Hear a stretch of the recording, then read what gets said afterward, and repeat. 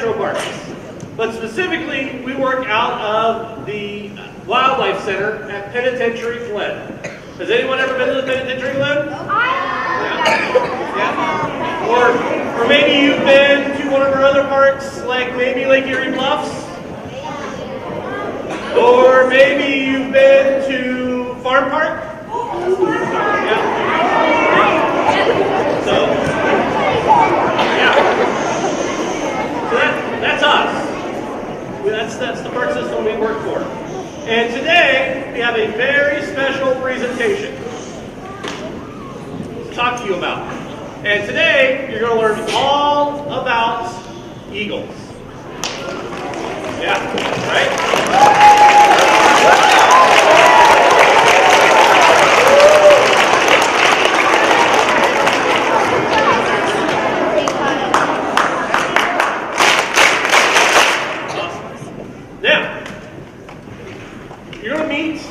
One of our permanent residents, Apollo, and he's going to come in a little bit. But before you meet Apollo, we have some other animal friends that we want to introduce you to. Okay? Now, during this whole thing, it's super duper important that while Kirsten and I are up here talking, that you guys stay quiet. They're not tapping your feet, and you're not picking at your friend, and you're not chatting to your friend, and you're not running around being all crazy like your teachers with too much coffee in their system, okay? We all know how bad teachers get when they get too much coffee, okay? So we can't be acting like that. Because our animal friends, our bird friends, they pick up on energies, okay? So if you are all crazy and acting all kind of weird, they're going to pick up on that, and then they're going to start misbehaving, and then we have to put them away. And that's no fun, right?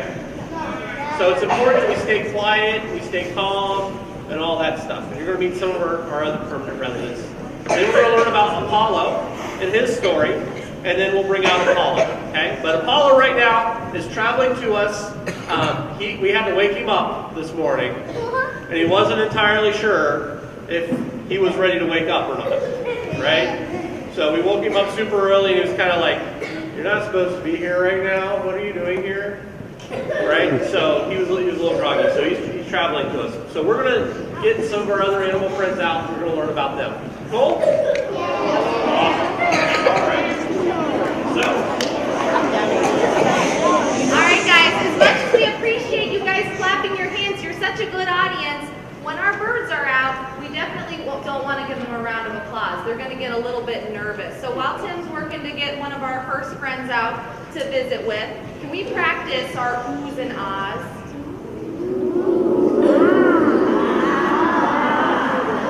We don't want to get it much louder than that. We want to stay right around there when we see our birds, because they have awesome ears. Like Tim was saying, they pick up on if we're feeling a little excited. They also have such good ears. Did you know some of these birds can hear a mouse scratching its head from almost a football field away? So we have pretty good ears. Raise your hand if you think you have pretty good ears. Compared to us, our birds have super hearing. So we have to be really, really aware of that as we meet our bird friends. So Tim's going to bring out our first little friend here. Remember our oohs and ahs.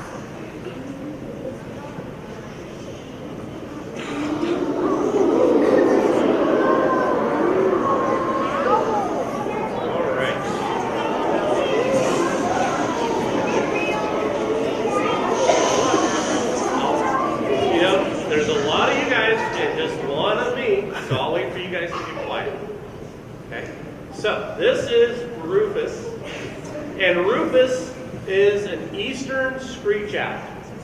Eastern screech owl. And he is one of the smaller owls that we have in the state of Ohio. All right, everything that you're going to see today is native to Ohio. It comes from Ohio. You will see this bird in Ohio. And this is the most common owl that we have in the state of Ohio. This type of owl is the most common owl that we have in the state of Ohio. But most people haven't seen this owl.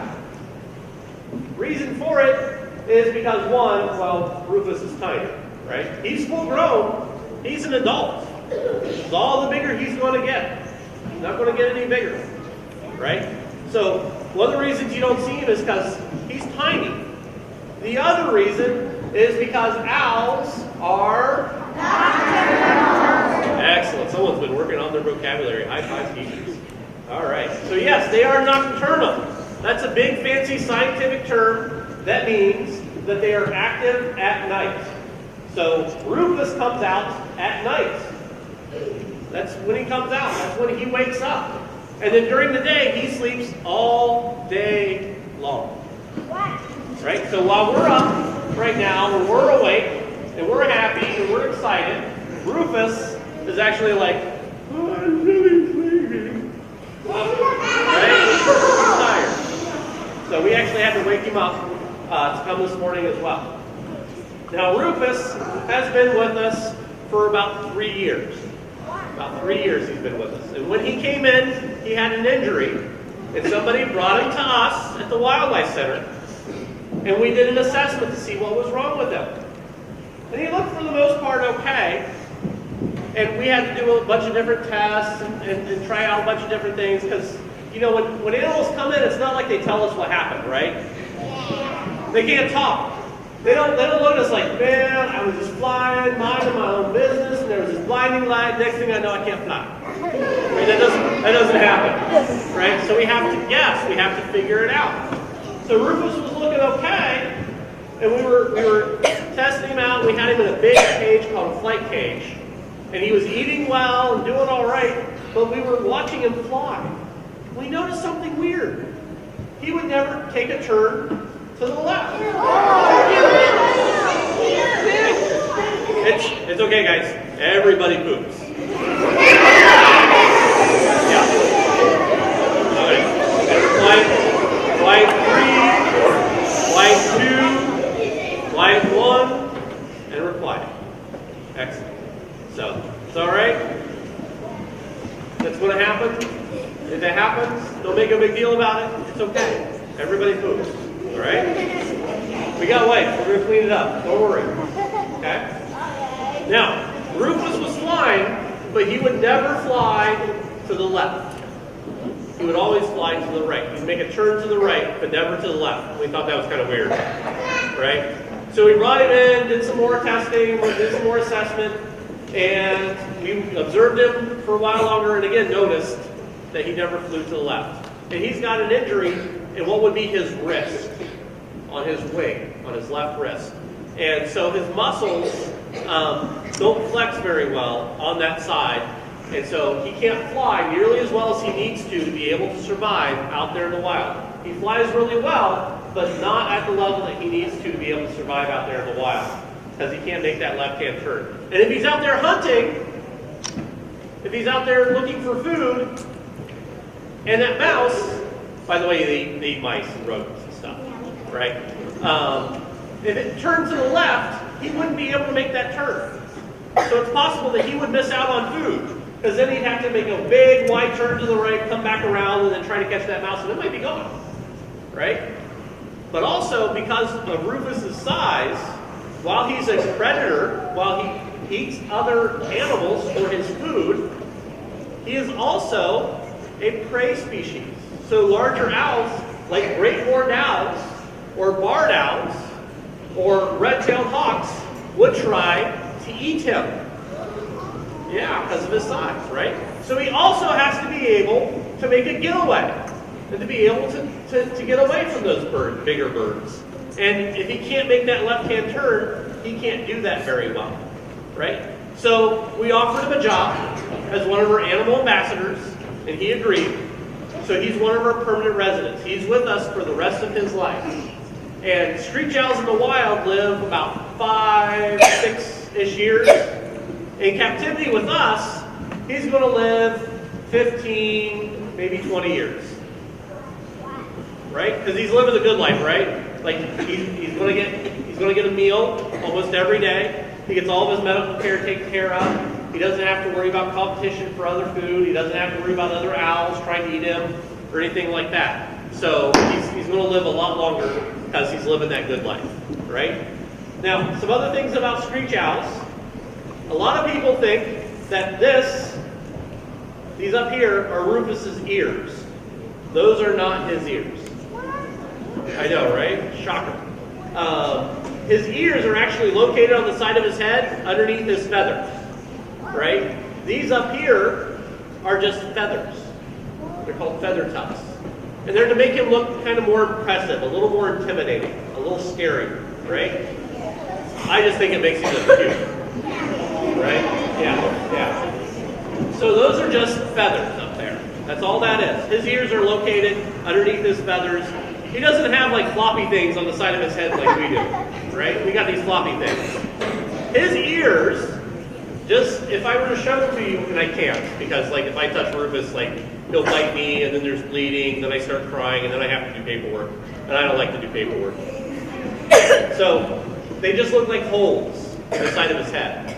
All right, so that's all it looks like, is just the hole in the side of his head. And he has one ear that's a little higher, and on the other side, one ear that's a little lower.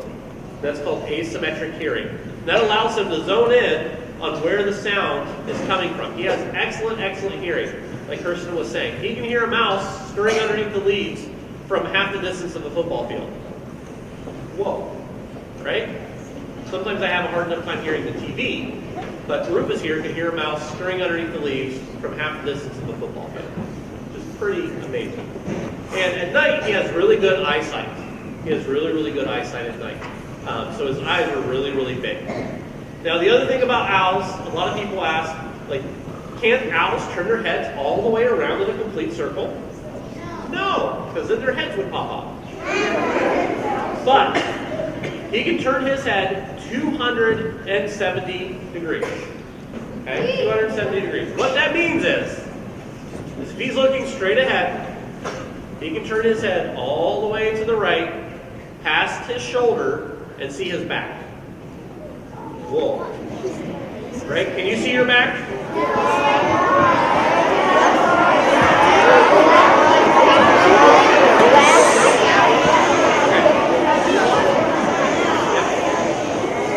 Now, then he can take his head and bring it all the way back around to the front, all the way to the left, past his left shoulder, and see his back again. Whoa. Right? So if you watch Rufus,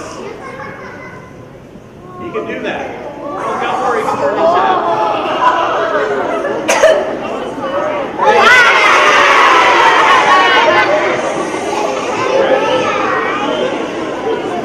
You need to quiet down. Quiet down. It's okay. It's all right. I'll wait for you guys to get quiet. Okay. Excellent. All right. So, again, he can turn his head really, really far. The reason he can do that is he has 7 extra bones in his neck that allow him to turn his head that far. So he's got 7 extra bones in his neck. And he can do that without like getting the veins in his neck and his esophagus and all that stuff all tangled up. It's just absolutely amazing, right, that he can do that. And a lot of birds, all birds can turn their heads really, really far, but we attribute it most to owls because we really like owls. So owls kind of do it the best, right? Now, last thing about Rufus, screech owls come in 3 different colors. They come in this red color, right? They come in a grayish, blackish color. And then they come in a combination of the 3, a reddish, grayish combination. All of them are still screech owls. They just come in 3 different colored phases. So they get this rusty red color, this grayish, blackish color, and then a combination of the 2. Okay? So that's kind of how they look. All right. So I have time for like maybe 2 questions. Maybe 3 questions. All right. So in the green vest up here. Yeah. How old do owls get? It's relative to their size, right? So Rufus being kind of small, you're looking at 5, 6-ish years. So in captivity, he's going to live 10, maybe 15 years. Okay? But great horned owls, you're looking at 10, 12-ish years in the wild. And then in captivity, with us, because again, they're living the good life, it might be 20, 30 years of life expectancy, depending on the injury, and all that stuff to the birds. So birds live a long time. All right, that's one question. My second question, Little Mermaid. Do you get to see any of them fly? Alas, no. You don't get to see them fly. We have Rufus on a leash.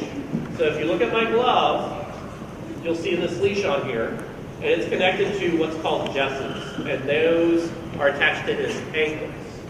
Okay? So he can fly, but we're not going to let him fly around because of his injury. And plus, like, there's lots of places where he can fly and hurt himself, and he won't come back to us. Right? He just kind of tolerates us. It took us hundreds of thousands of hours to get Rufus used to this. Because for our birds, this is weird. Right? Birds of prey, hawks, eagles, owls, they're not used to being this close to people. Right? So this is strange. And then on top of that, we bring them into a bright lit room like this, where it echoes, and then have bunches of people staring at them. That's weird. So it took us a lot of training, a lot of hours to get our birds used to this. And that's why we have them tethered on here for their safety, to keep them safe. And that's another reason I wear the gloves, because their talons are very sharp, right? And they have very powerful feet. So if we're not careful, they can really hurt us. And that's why we have the gloves and the leashes, to keep them safe and to keep us safe. Okay? All right, last question. Let's see. Right here in the gray sweatshirt.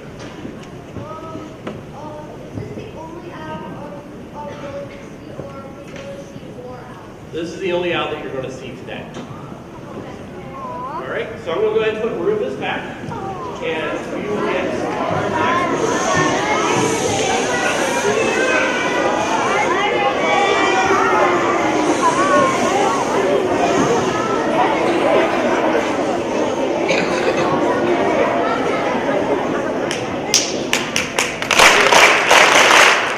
Wasn't Rufus adorable? Yeah! He was. He's one of my favorites because he was just the cutest little owl. So, I'm going to show you guys our next animal. Yay! And our next animal is another bird. So like Rufus, he has very awesome ears. He has very, very awesome eyes. So we don't want to get our wiggles, let's get our wiggles out right now. Tell you what, let's wave our hands, take our hands, wave them around in the air like we just don't care. All right.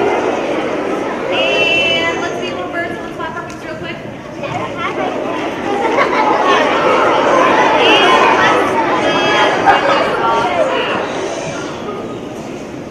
okay, good job, guys. You got your wiggles out?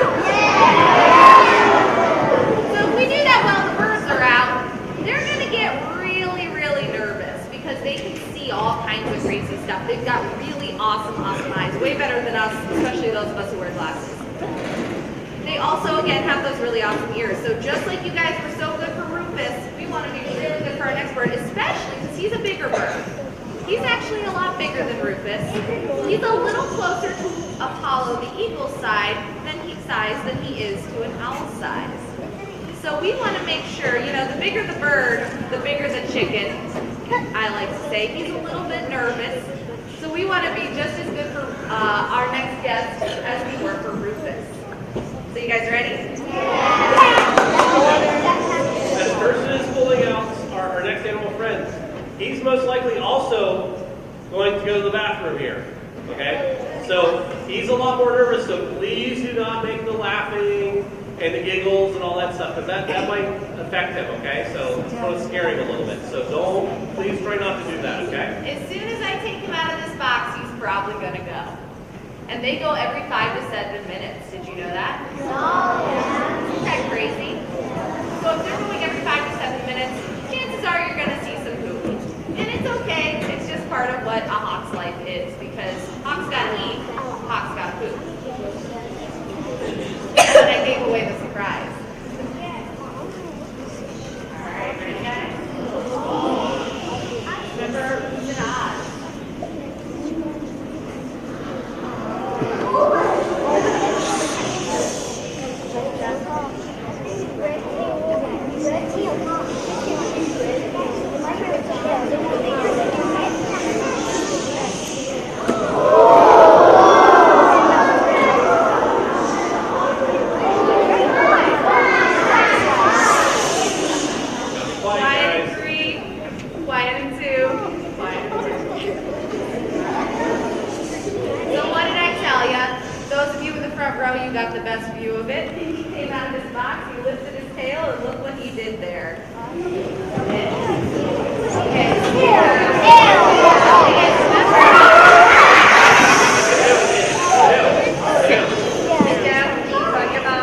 Remember what we said about wiggling around too much? Remember what we said about the quiet with their ears, their super, super good ears, super good eyesight.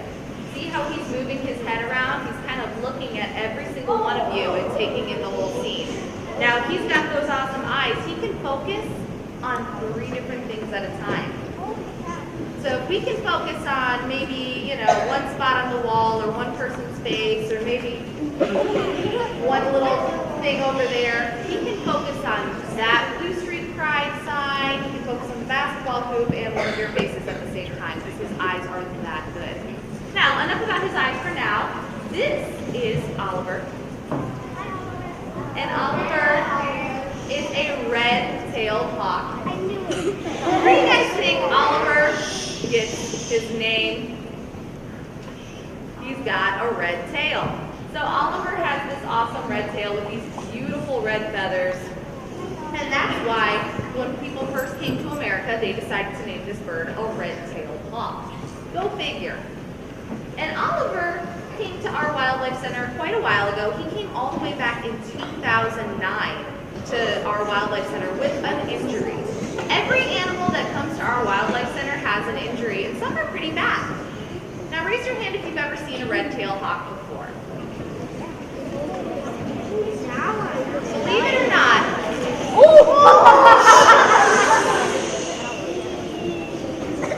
believe it or not, these birds are everywhere. I saw yesterday on my way to visit here and to set all this stuff up, we saw 3 or 4 different red-tailed hawks along the highway just on our way here, which is pretty cool. But the thing about red-tailed hawks is that they do hang out along the side of the highway. So what happens with these hawks is sometimes they're so focused with those awesome eyes on what they're trying to hunt. Raise your hand. Someone in the front row, raise your hand and tell me what you think they might eat. Someone in the front here. What do you think? Corn. Corn. Not corn. Fish. Maybe a fish if they can catch it, but it would be really tough. Rats. They eat rats, mice, rodents, baby bunnies. Hawks gotta eat. But they're really, really, really helpful to us because they can eat all of those things. And then that way there's not too many of those things because we've all seen bunnies in our yard, right? Lots and lots of bunnies in our yard. So our hawks help us out by eating some of those things so we don't have too many of them. So as he's hunting that prey, as he's hunting that really fast, small thing he's trying to catch, he's actually going to focus so hard on some of those prey that he might accidentally cross the highway a little too low. And that's exactly what we think happened to Oliver. His right ankle, right there, closest to me, is a little bit smaller than his left. And that's because when he was a young hawk in 2009 when he came in to visit with us, he had a very badly broken ankle. So it happens to our birds too that live in our backyard, that live out in nature. They get injuries just like we might get, a broken ankle, a broken arm, a broken wing for them. And they end up coming to the wildlife center. Now, he can still fly. He showed off that ability quite a few times just now. And remember, he's not going anywhere. He's attached in 3 places. And so, even though he can still fly, that broken ankle,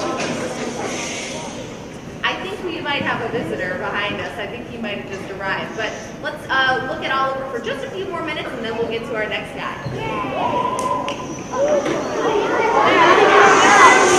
Remember guys, we gotta be quiet for Oliver because he's a chicken. I say the bigger the bird, the bigger the chicken. Oliver is definitely a little more nervous than some of our other birds like Rufus. And so Oliver broke his ankle. He can't quite go back out to the wild with a broken ankle. Oliver, when he's with us, like Tim was saying with Rufus, he gets the good life. Oliver gets a nice meal every single day. And he also gets, even though he doesn't quite like it, but it's good for him, a foot rub. lotion, and that's to prevent him from getting some of the injuries he might get in the wild if he were out in the wild with a broken ankle. And do you think it's easy for him to grab food with that broken ankle? No. As much as we wish it would, birds' bones never fully heal.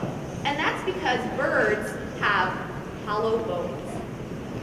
So Oliver looks pretty heavy, right? Like maybe 10, 15 pounds or so. He only weighs about 3 pounds.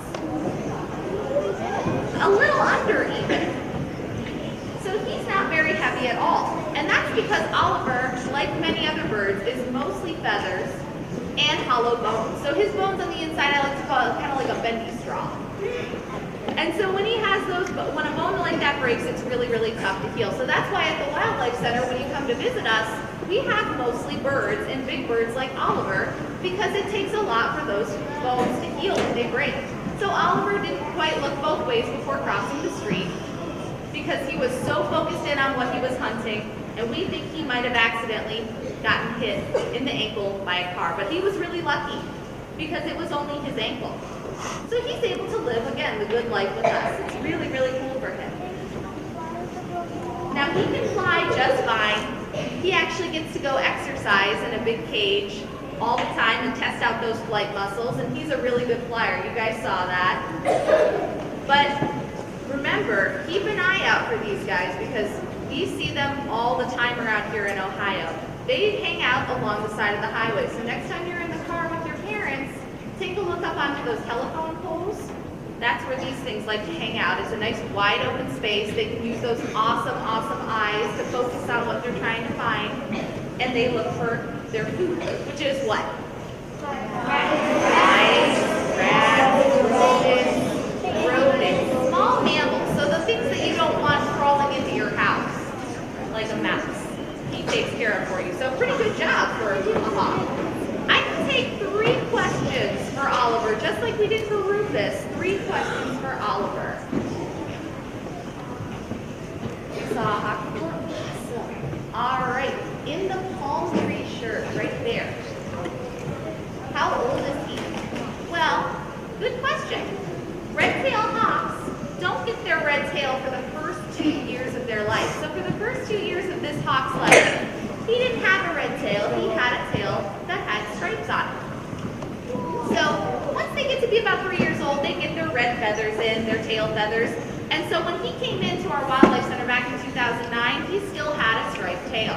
So we know he was only about a year old at that point. So 2009 to 2018, he's about, gosh, he'll be almost 10 years old, right?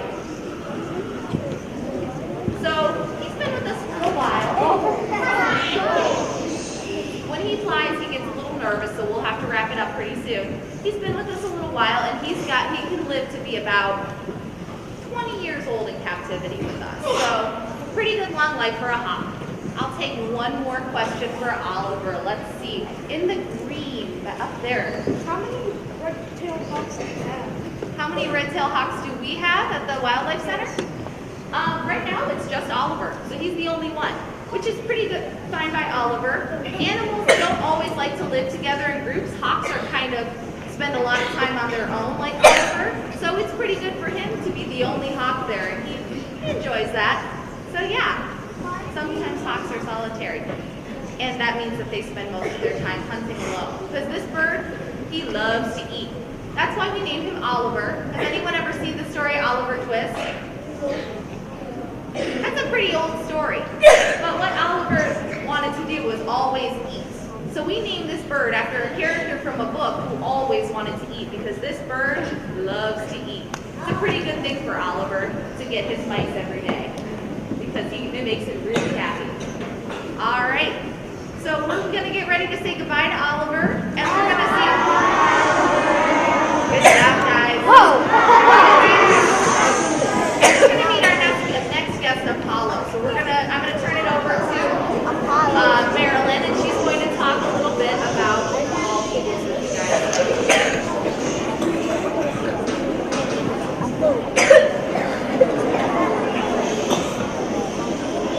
Remember, guys, when it's real,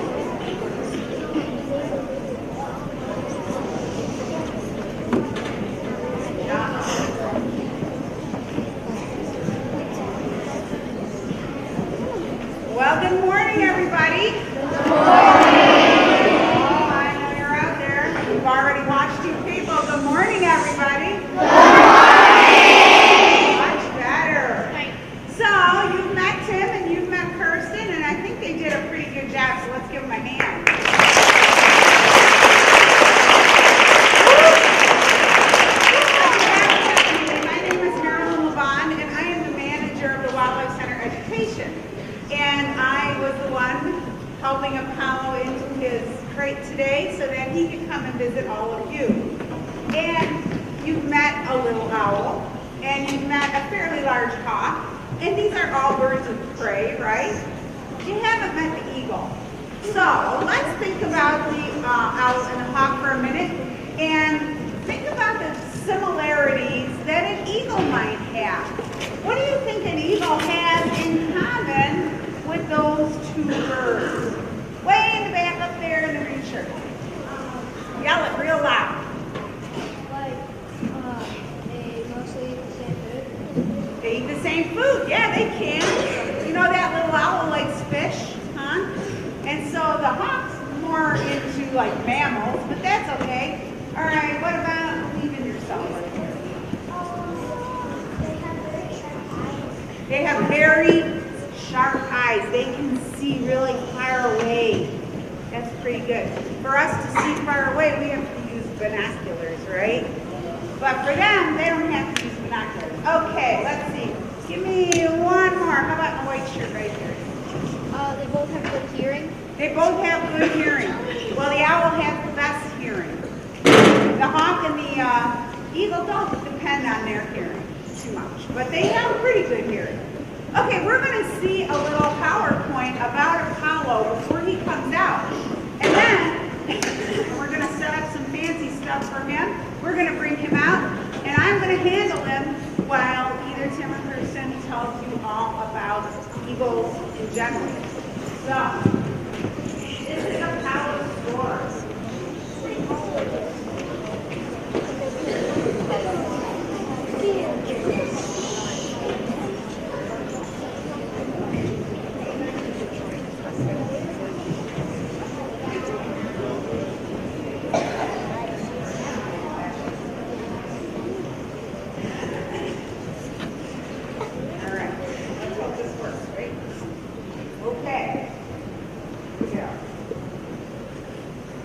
In late winter of 2011, a pair of bald eagles nested in Perry, Ohio. Perry's not too far from here, right? After making sure the nest was strong, the female bald eagle laid eggs. Bald eagle eggs are white and about the size of a baseball, so they're fairly large. The male and female eagle took turns sitting on the nest to incubate the eggs, keeping them warm. They sat through all types of weather, sun, rain, and even snow. So can you see the female still sitting on those eggs, keeping them warm, even though she is covered with snow, and the male's like, hey, what are you doing? Hey, what are you doing? After about 30 days, one full month, the eggs finally hatched. The eaglets were always hungry. Their mom and dad fed them fish, fed them lots of fish. So eagles like to eat fish. Aren't they cute? They grew and grew and grew some more. It wouldn't be long before it was time for them to fly. Now they were big enough to start testing their wings. An eagle nest is very large, and the eagles are fairly big, so they use their nest like a jungle gym. How many of you have ever climbed on a jungle gym? Yeah. So that's what they do when they're learning how to fly. Flexing their flight muscles, they flap and jump, using their nest like a jungle gym and growing stronger every day. Then one day, they began to fly. Notice that a young eagle does not look like the mom and dad. They're all black, or they're kind of a little bit speckled sometimes. One of the young eagles, testing his wings, flew into the territory of another pair of eagles. Eagles are very territorial. The male attacked the intruding fledgling, and the youngster fell to the ground. How many of you have learned how to ride a two-wheeler? Good. When you learned how to ride a two-wheeler, did you just jump on and start tooling around? No. You did a lot of this, and you did a lot of this, and you did a lot of how does this thing stop? he fell over a couple times. So when eagles are fledging, when any bird is fledging, that's exactly what they're doing. They're learning how to work their wings, they're learning how to use their tail to steer, and they're learning how to stop. And it's not always easy, okay? So they get up there and they're like, oh, this is cool. Now what? How do I stop? How do I stop? Okay, so that's what's going on. A neighbor witnessed the fight and called the Ohio Division of Wildlife. The wildlife officer and the neighbor located the young eagle. The officer brought the fledgling to the Wildlife Center at Lake Metropark's Penitentiary Club Reservation. The care staff examined him. They found out that he had a broken wing and some bruises. The young eagle's wing healed, but not enough to allow him to fly. He would not be released because he would never be able to fly again. The Wildlife Center received permission from the government to keep the eagle for education. We named him Apollo after the NASA Apollo missions to the moon. And you can't really hear what's going on here, but this is that Apollo mission, and they're watching it launch from Houston. So here's the big rocket. We don't see this very often these days because they launch the shuttles. But this is what the Apollo mission looked like. It was a rocket ship that went straight up on its way to the moon. Here it is landing on the moon. So we got to see all of that. And this was on television, folks. I was a baby, but I remember watching it. So everybody's really happy that they landed on the moon, and it was, like I said, it was broadcast on television. And there's Neil Armstrong stepping out of the capsule. The capsule's name was Eagle. Okay, so that's why we named him Apollo. And of course, he has a famous line that everybody should go home with him. All right, Apollo had a large cage with ramps that he could climb since he couldn't fly. Here's his cage. He learned how to stand on a scale and then how to stand on a special perch that we made for him. We wanted Apollo to be comfortable standing in front of people like you. We practiced with him inside, outside, and even at the county fair. So he actually went to the Geauga County. With the help of the Lake Metropark educators, Apollo will be able to educate students and adults about our national symbol, the bald eagle. Thank you.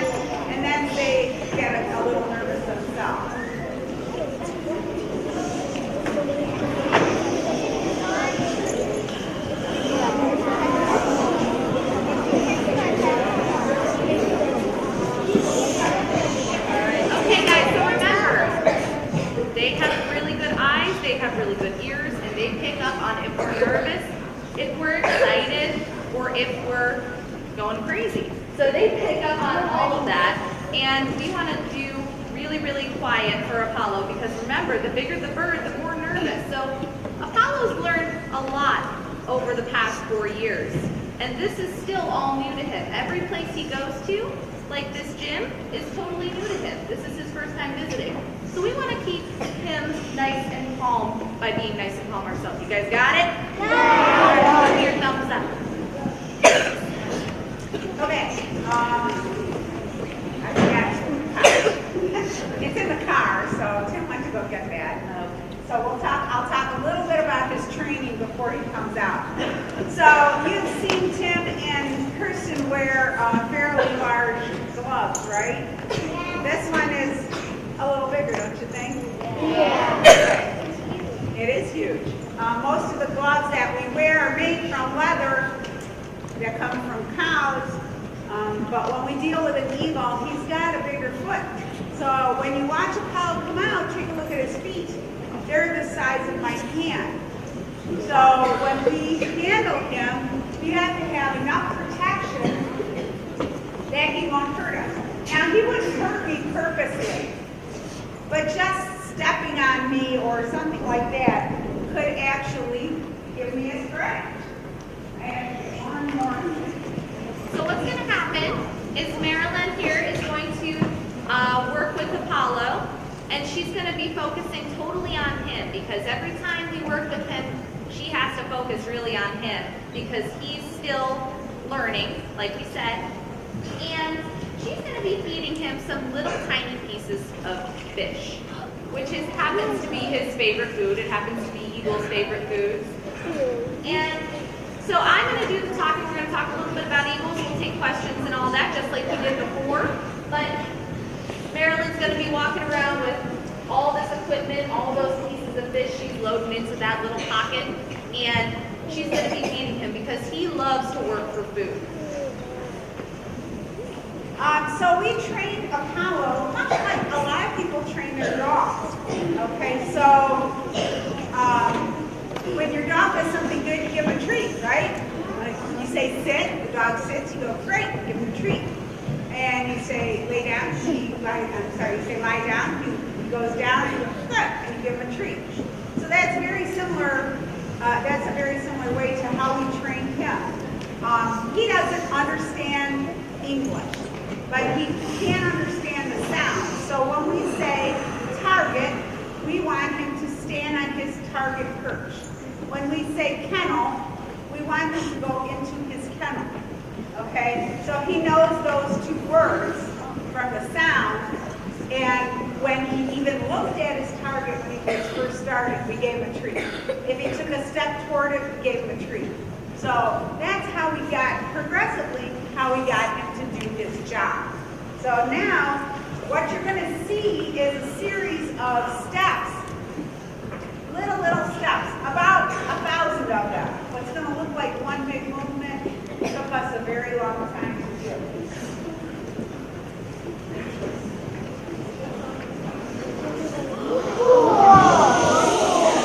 Now, when I let him out, he is going to leap to his target.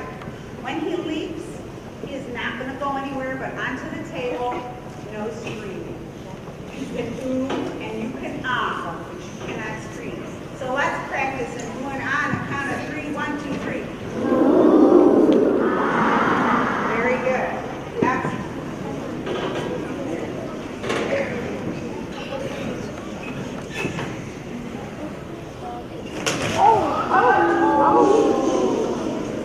Good job.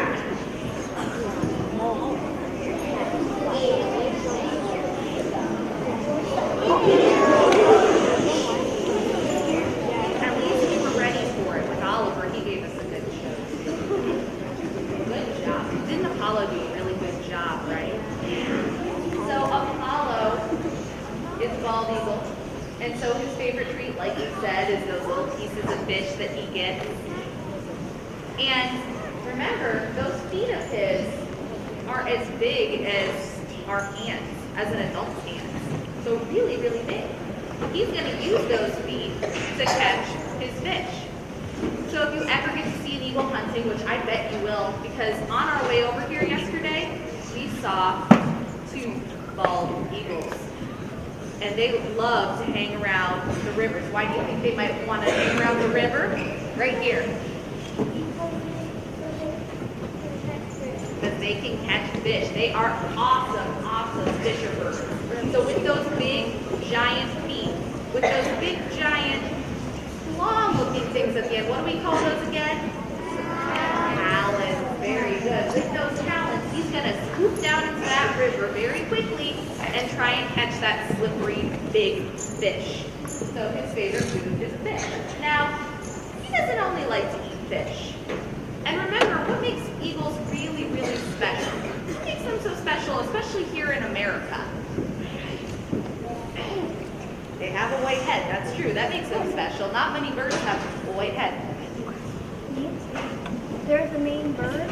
They're the main bird? Yeah, you're getting on the right track there. What about It's America's national bird. America's national bird? Very good. Good job. So they're America's national bird. And so that makes eagles really special. But a long time ago, Ben Franklin, that guy with that kite that he flew in the middle of a thunderstorm, what a crazy guy with keys attached to it, he thought that bald eagles shouldn't be America's national symbol because he thought that they were thieves. And he was totally right in thinking that because bald eagles like to steal other birds' food. So this guy, even though he's the biggest, he's pretty much the strongest. He's gonna follow another bird around, especially another bird that fishes, maybe like an osprey, which is another fishing bird we have around here with talons. And he's gonna follow that bird around and try and steal its fish. So he'll try and steal fish. He's not too picky. Sometimes if a turkey vulture is having a snack maybe along the side of the road, our bald eagles will try to steal their snack from them. Maybe if a red-tailed hawk like Oliver's flying around at the same time in the same place, a bald eagle might try to steal his food from him. So even though they're a thief, they became our national symbol, even though Ben Franklin didn't want them to be. But that's okay because they are very beautiful birds. He's a very handsome boy, don't you guys think? Yeah. So when he came to the Wildlife Center back in 2011, he did not have his beautiful white head and his beautiful white tail. And you can kind of see that in some of the pictures we showed earlier. And that's because, like Oliver the red-tailed hawk, who doesn't get his red-tailed feathers until 2 years old, bald eagles here in Ohio don't get their white head or their white tail feathers until they're about between the age of 3 and 5. And that's how we know they're a grown-up bald eagle. So Apollo, he's still not completely, he doesn't have all of his white feathers that you can see on his head. He's got a few little darker spots there. And those might grow in and they might not. Another thing we've noticed about Apollo is an eagle's eyes, when they are younger, start out brown, and then eventually they turn really, really yellow, kind of like his feet and beak.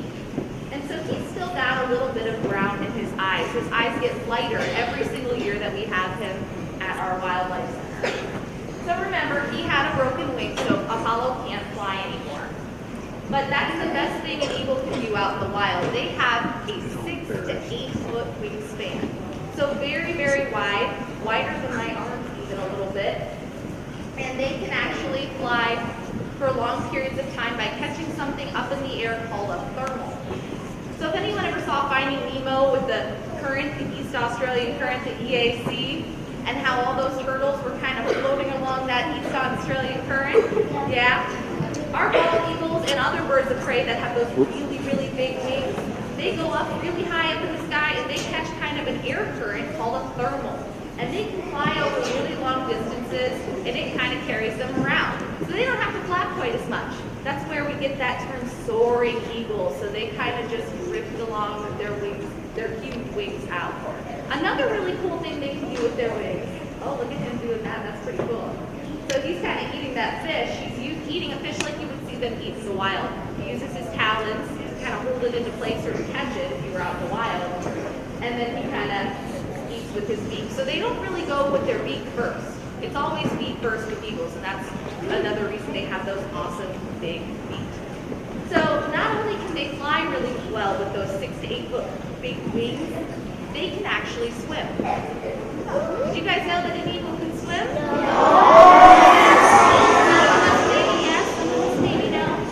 And he is such a good swimmer, he can actually go down and catch a fish in the river. If he starts to sink, he just puts out those huge wings, and he might flap his way out of that river, even if it's moving really fast, which is really, really cool. YouTube it, trust me, it's awesome. So that's how an eagle catches its food most of the time. Or remember, it follows around another bird and tries to steal its food. So eagles are one of those birds They are, they spend most of their time alone until they decide to go build a nest. And they actually, that's what happened with Apollo. Remember, another bald eagle, one that was probably about the age that he is now, decided it was a bad idea to have a younger bald eagle in its area, and it decided to kind of start a fight with Apollo, and that's how he ended up falling out of the sky. So they spent a lot of their time alone, but then they eventually built a giant nest. Those eagle nests, they can weigh up to 2,000 pounds. So one of the biggest eagle nests ever to be found was found just over in Vermilion, Ohio, about an hour and a half away from here. And it weighed 2,000 pounds when it accidentally fell out of a tree because of a really bad thunderstorm. So huge, huge nest. Do you think he needs a nest that weighs 2,000 pounds? He doesn't actually need a nest that weighs 2,000 pounds, but eagles are really proud of those nests that they build. They start out with it being pretty small, and then over time they go back to that same nest every single year, and they add more and more to that nest. And yeah, that's a good observation. That is a rat. So not only is he going to eat a fish, he might eat, he's got a mouse, he might eat a mouse, he might eat another bird. Eagles are what we call opportunistic hunters. They actually hunt wherever there's an opportunity. I mean, this is pretty cool though, guys. Have you ever seen an eagle eat? It's a pretty lucky thing to see it happen in the wild. To see it this close up is really, really cool. It's kind of a little gross, but it's okay. I think the cool outweighs the gross. So he's done a really, really good job.